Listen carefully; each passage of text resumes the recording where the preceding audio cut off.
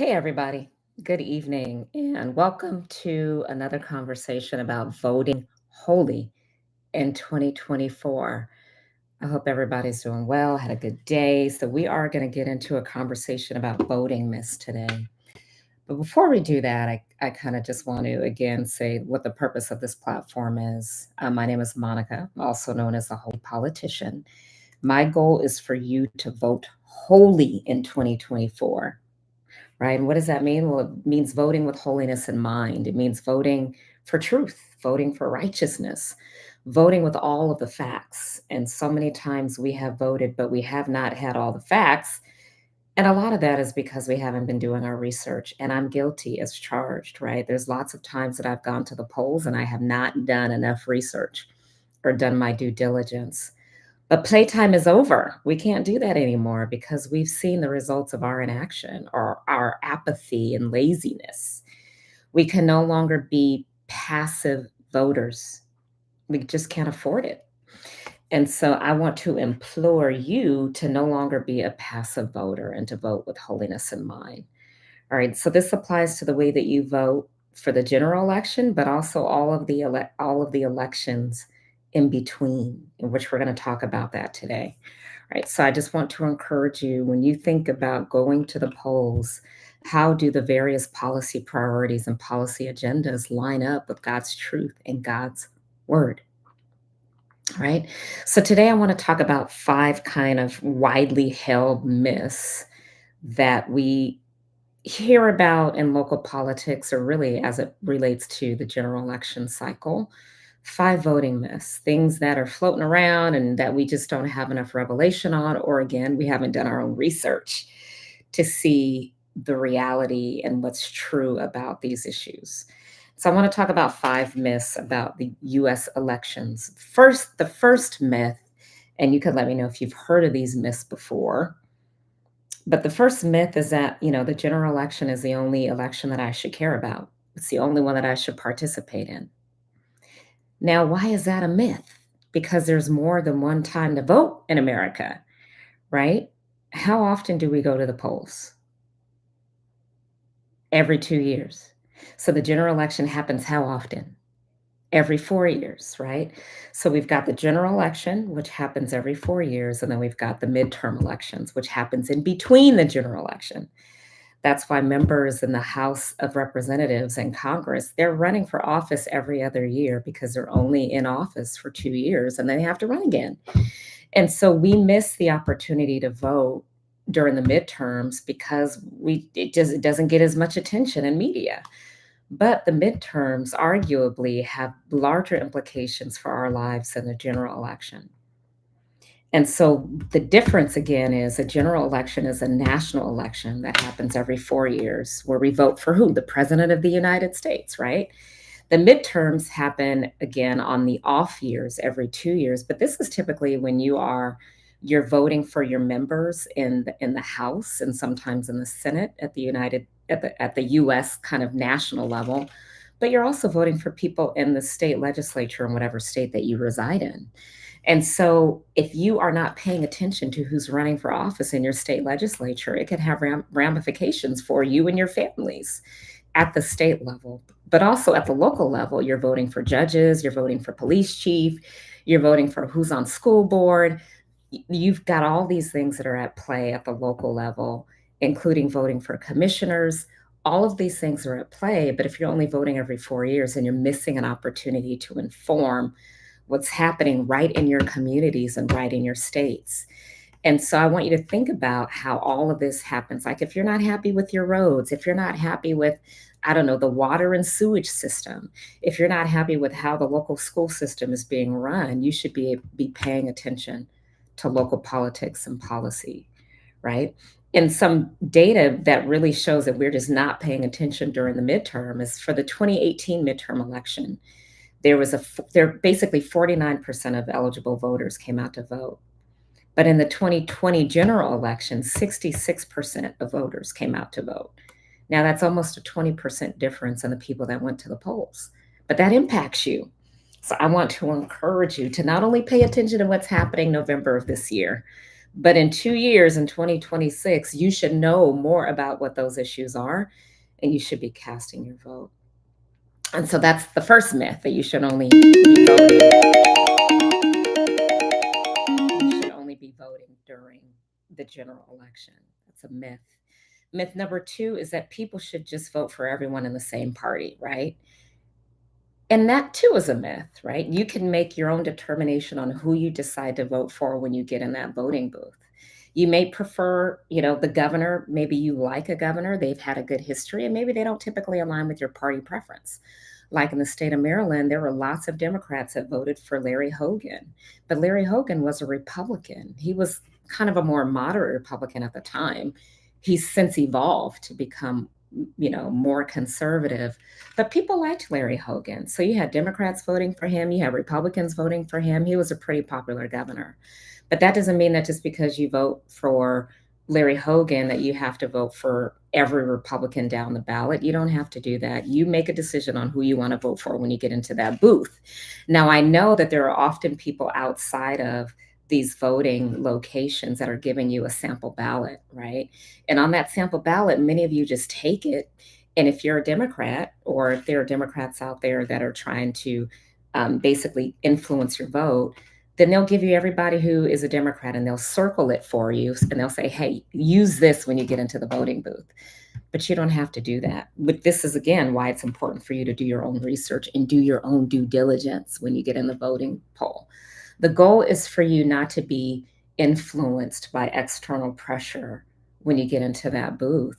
It's for you to think about what is holy and exercise your right to vote and your prerogative on how you are choosing to vote.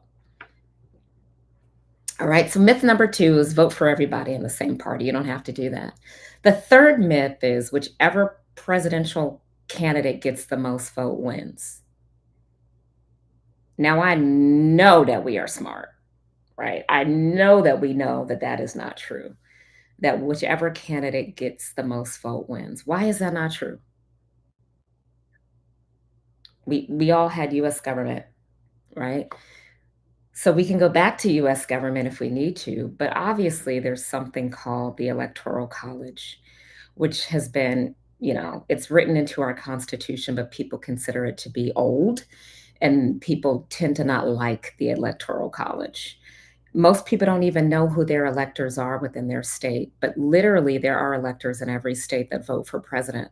So we do go obviously through the rigmarole of going to cast our ballots, because that too is our constitutional right. And electors typically are supposed to vote the will of the people. But there have been electors that have gone rogue. So anyway, I'm not going to get into that.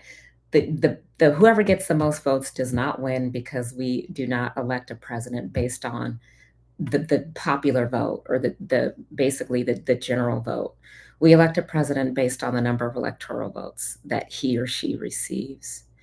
And the number of electoral votes matters by how many seats a state has in Congress. So one state might get 20 electoral votes, while another state might get 5. But the golden number to become president is 270. So whenever you are watching the news and these news reports in the media, they are looking for the states that have the predominant number of votes to get to 270. And then sometimes they're looking for the states in the cracks, right? But out of 538 electoral votes, the winner wins 270. Now, that doesn't mean that the person has won the popular vote, right? In the 2016 general election, which one of those candidates won the popular vote? That's a trivia for you. Who was running in the 2016 general election? I'll wait. Who were the two candidates that went toe to toe in the 2016 general election? I'm still waiting. So Hillary Clinton and Donald Trump were the two candidates that ran against each other in 2016. Who won the popular vote? Was it Clinton or Trump? It wasn't Trump. So this is what we need to understand, is that it doesn't matter how many people you see are winning the popular vote, or who you see is winning the popular vote. That's not the vote that counts. So that's myth number 3, which is whichever presidential candidate gets the most votes wins. That is not true. That's a myth. Myth 4 is there are only 2 candidates for president. one from the Democratic Party and one from the Republican Party. That too is a myth, right? Other parties typically get their candidate on the ballot as well. Most of the time, we never hear about them. But in 2020, the state of Florida had 7 presidential candidates on their ballot. You've got the Green Party, the Libertarian Party. There's a party that I never heard about called the Report Party. Have y'all heard of the Report Party? It makes me think about whose report will you believe? I believe the report of the Lord, but there's a party called the Report Party. And then you've got independent candidates that end up on the ballot, right? And so we don't only have 2 people to vote for, but obviously the predominant parties are those 2 parties. But anyway, you've got, a candidate that some people know about who's running on an independent platform. His name is Robert F. Kennedy, and he's not on any party platform. He's an independent candidate. So technically, you have more than 2 options. But reality says, yes, we have 2 options. But technically, you have more than 2 options for president. You can also write in a candidate for president, which is what I've done in the past. So that's myth number 4. Myth number 5 is that I should only vote for president on the ballot vote for the president on the ballot in November. No, vote for everything that's on that ballot. Don't be lazy. Do your research. That is not the only thing that you're going to be voting for on November 5th. You're going to be voting for potentially judgeships. You're going to be voting for, again, people in the House and people in the Senate. You might be voting for governor on November 5th. There are 11 states that are voting for governor. Is that your state? Do you even know that? Do you even know if there's a governor's race in your state?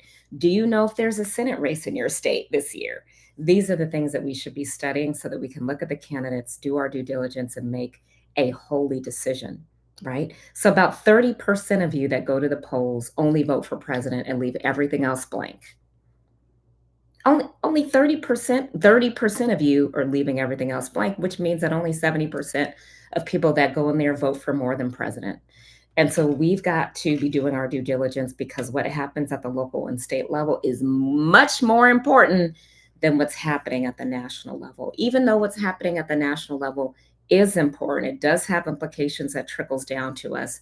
But you need to be thinking about, are my streets paved, right? Who is the mayor in this town? Do they have shenanigans happening in this city because the mayor is crazy? Think about these things. So myth number 5 is that I should only vote for president in November. No, know the candidates, study them, vote for the entire ballot. So I want to encourage you today to continue to, 1, vote wholly, 2, vote with knowledge and understanding, which means that you have to do some research.